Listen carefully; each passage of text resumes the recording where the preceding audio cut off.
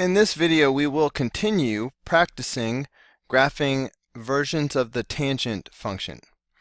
So, we have 3 tangent x over 2. Understand that that's the same thing as having 3 tangent and then 1/2 x. Alright, these two things would be the same. So I'm writing it this way to make it clear that this is my a value and this is my b value. Now, there is nothing being added or subtracted inside the parentheses here. So there is no phase shift, so I'm going to go ahead and write none. There's nothing being added or subtracted on the end either, so there's no vertical translation, so I'm going to say none. There's no negative sign in the front or anywhere, so reflection, no. So I'm going to go ahead and start doing the graph now. Now there's something that's missing that we sort of need, and that is the period.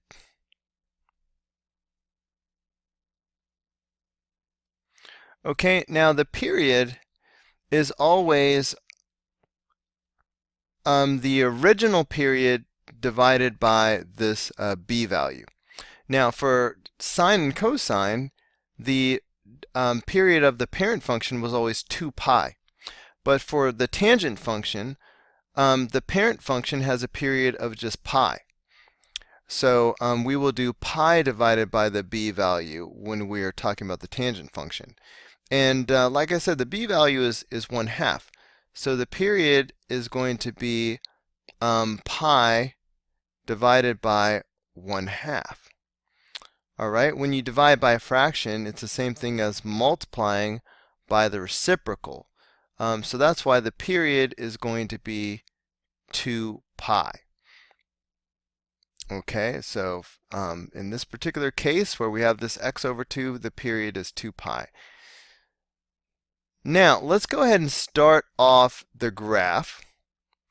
Because there's no phase shift, I know that the graph is going to start at 0 like it usually does. So somewhere in the middle of my graph, I'm going to go ahead and put 0. Alright, and I know that there's going to be an x-intercept there for sure. Tangent function, unless there's a phase shift, it starts right at 0, x-intercept. Now, every one of these marks is going to be a quarter of the period. So if I go over 4 of these marks, 1, 2, 3, 4, this should be where the first period ends. And we just decided that the period was 2 pi. So this mark should have a value of 2 pi. So I'm going to go ahead and mark that like that. Now, there should be a vertical asymptote right in the middle of the period. So right here, there should be a vertical asymptote. So I'm going to go ahead and put that. But you know what?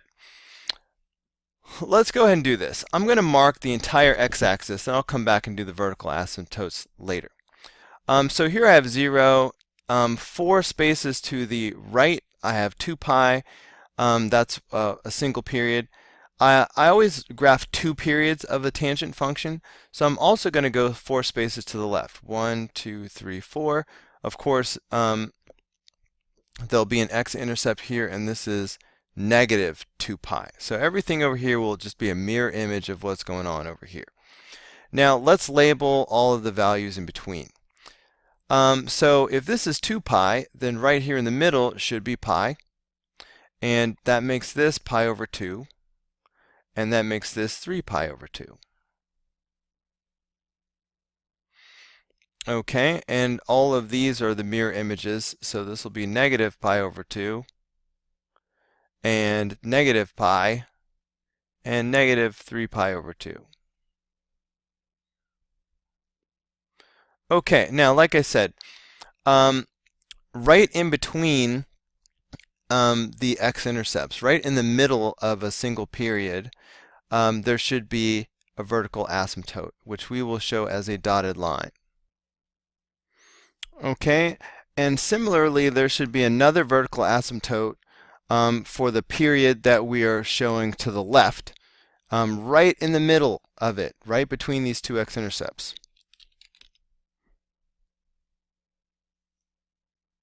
All right, so there should be another vertical asymptote right here. Now, the tangent function is always increasing.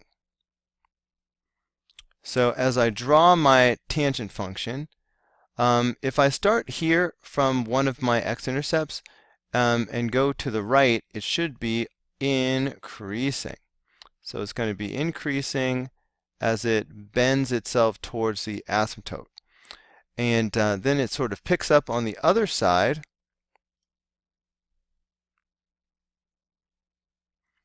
And it starts low, but again it's increasing as it bends its way in towards that intercept.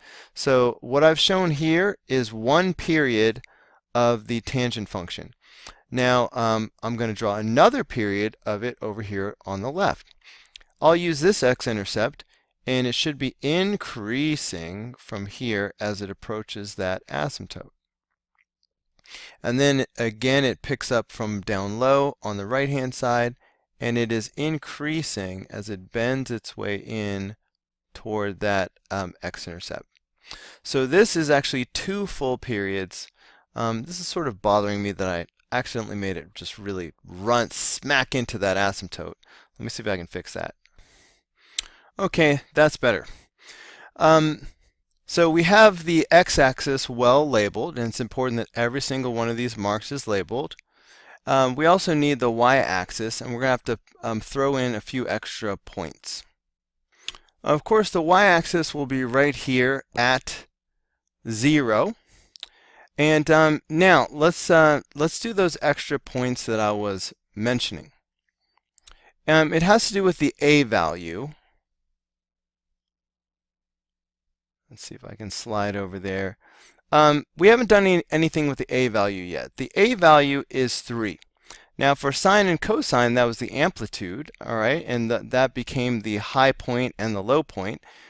Tangent goes up forever and down forever, so there is no amplitude, but we will still use that a value of 3.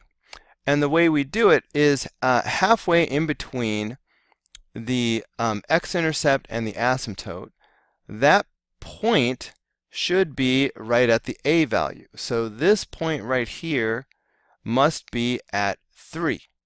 All right, it is the stretch value.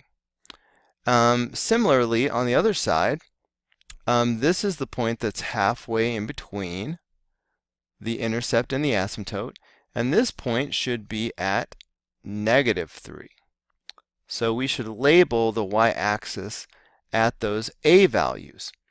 Now, because we're doing two periods of the graph, I need to get those stretch values in these other branches. So this is the point that's halfway in between. All right, this is the point that's at 3. And this is the point that's halfway in between. This is the point that is at -3. Okay, now we are also supposed to list out the vertical asymptotes. Okay, now we have two vertical asymptotes showing. We have one at -pi and one at +pi. So we can definitely write that down. So we have an asymptote at x equals -pi, and we have another one at x equals +pi. Okay. Now these are going to continue at odd multiples. So this is 1 pi. There would be another one at 3 pi. And I could keep going. There'd be another one at 5 pi. And there'd be another one at 7 pi. And there'd be another one at 9 pi. Okay, so these vertical asymptotes always occur at odd multiples of, well, this is half of the period because it's right in the middle. So whatever half of the period is, then it's going to be odd multiples of that. So there you go. That's going to do it for problem number 3. Let's go ahead and graph another one. Let's do number 4. All right, for problem number 4, I see my A value. All right, that's going to be used for my stretching later, even though there is no amplitude. I see my B value is going to be pi. All right, that's my B value. I'm going to use that to find the period in a moment. I see that there's nothing being added or subtracted inside the parentheses, so there is no phase shift. I see that there's nothing added or subtracted on the end, so there's no H value, there's no K value. So that means that there will be no vertical translation. There's no negative in the front or even on the inside, so there's no reflection. All right, so let's start graphing. However, we do need the period, so let's talk about that. Okay, the period is always going to be the regular period divided by b. And the period of the parent function for tangent is pi. All right, that's the normal period for pi. That's the normal period for the tangent function. And here I have a b value of pi. So if I do pi divided by b, in this particular case, that becomes pi divided by pi. That's weird. So that tells me that the period is going to be 1, just the number 1. Okay, so that's good to know. We will need that later. Now, because there is no phase shift, we have learned that the tangent function, right in the middle of the tangent function, it starts at 0. So I'm going to go ahead and get 0 on my graph, and I'll just put 0 right in the middle. Okay, now the period we found to be 1, so I'm going to mark that as well. Every one of these marks should be used as 1/4 of the period. So if I go over 4 places, that should be a single period. So this is 1, 2, 3, 4. Now the period is 1, so I'm just going to go ahead and put a 1 right there. Might as well do the mirror image. So negative, if I to the left, I'm counting 1, 2, 3, 4. So this should be -1. Okay. So this should be one period going to the right and a second period going to the left. Now, like I mentioned, for the tangent function, it starts at 0. So, in fact, the tangent function, over the course of its a single period, it begins at the midline and ends at the midline. So it's going to start at 0 and end at 0. So this is one period is going to be over here. And if I went to the left, it'd be the same thing. So it started here at 0. It's going to end at 0. Okay. Now I want to go ahead and label these values that are in between. So if this is 1, then that makes this 1/4. And this is 1/2. And this is 3/4. I sort of left space for a little pi there, but there is no pi, so it's just 3/4. And so this is just the mirror image of these. So this is going to be -1/4 and -1/2 and -3/4. Okay, now we've learned that right in the middle of the period there is a vertical asymptote. So there's one period of the tangent function will be over here on the right. Right in the middle there should be a vertical asymptote. Now the tangent function is always increasing. So the tangent function will increase as it approaches that asymptote. But this time I'm going to do that later. Now, mirror images, okay, on the left-hand side, again, right in the middle between the x-intercepts, there should be another vertical asymptote. Right in the middle of this period that's on the left, another vertical asymptote. Okay, now this time I'm going to go ahead and put the y-axis in here right now. All right, the y-axis will always be at 0, of course.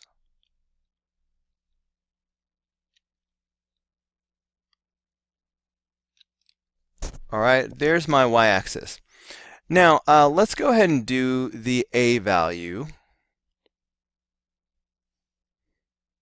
right now. Okay, the a value is 4.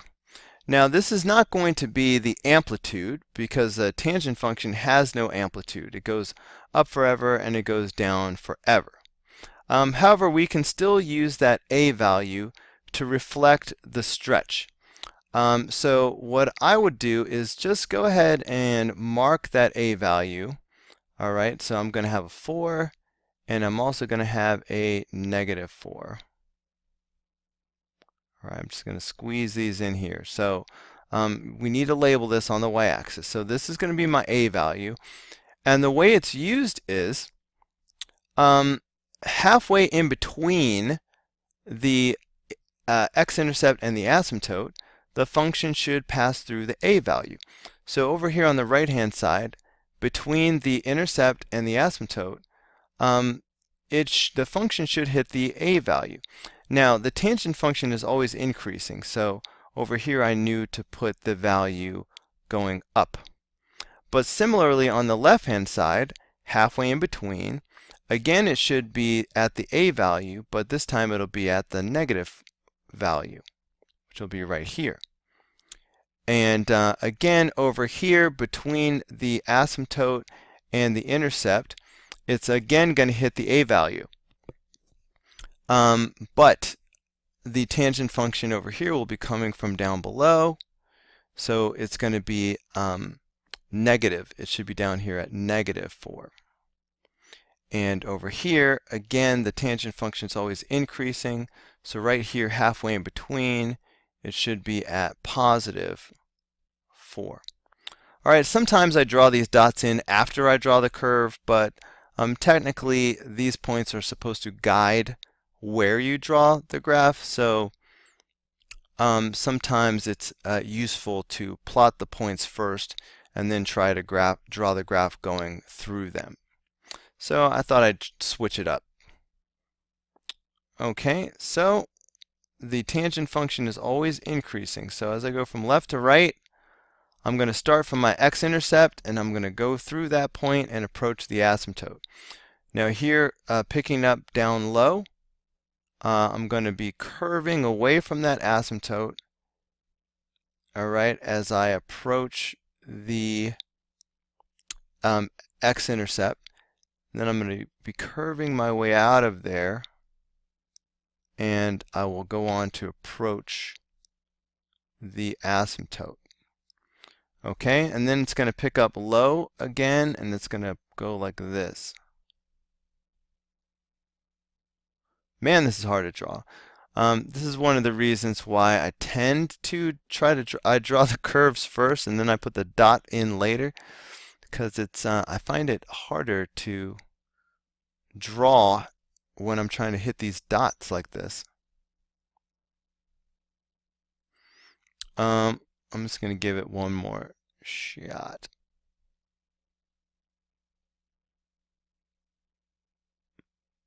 Okay, it should be something like that. I even still messed it up. Alright, now there's one more thing that we need to finish this problem. We're supposed to record the vertical asymptotes. Alright, we have two of them already showing. Alright, we have a vertical asymptote here at -1/2. A vertical asymptote is always of the form x equals a number, so we will write x equals -1/2.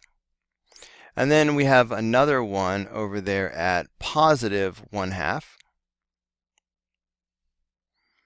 Okay, so I will say x equals +1/2. Now, the vertical asymptotes will repeat every time you go through another period. So, but I like to think of it as odd multiples of this. So I have 1/2, all right, that's 1 is an odd number. I will have another vertical asymptote at 3/2. Now I could have kept going, all right, with the odd numbers. There would have been another one at 5/2, and another one at 7/2, and another one at 9/2. All right, see the odd numbers? So the vertical asymptotes always occur at odd multiples of this value that's right in the middle, like half of the period. So that is it for problem number 4. All right, and this video is long enough, so I'm going to go ahead and stop the video here.